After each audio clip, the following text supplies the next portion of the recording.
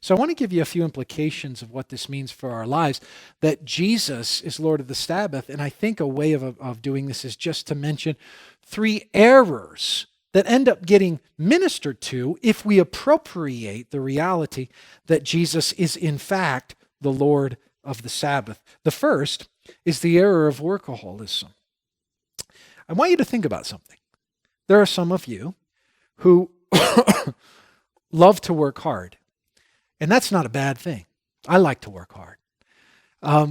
In many ways, it's a very virtuous thing. However, there's a fine line that exists between loving, working hard, and working hard becoming such a core piece of identity that we find ourselves unable to shut it off and unable to wind it down.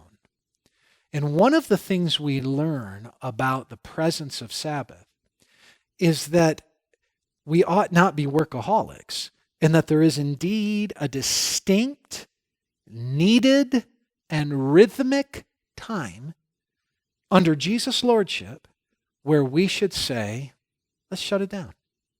Let's shut it down. So I want you to think about something.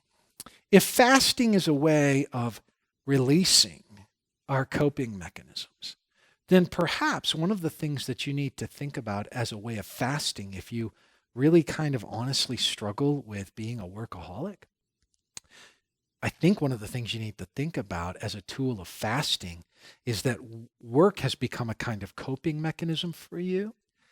Resting is actually fasting from work. It's fasting from labor. It's pulling back from something that you run to as a source of identity, because it ends up being a kind of addiction. It's that thing that when you're not doing something, you almost feel like you've got to get up and do something, or you almost feel like you somehow are guilty in some way.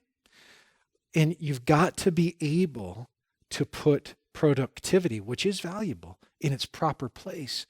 Because if you don't have pace, then you won't finish the race. And so Sabbath becomes a kind of gift, and the fact that Jesus longs for you to do that as Lord of the Sabbath means it's actually an act of submitting to his authority.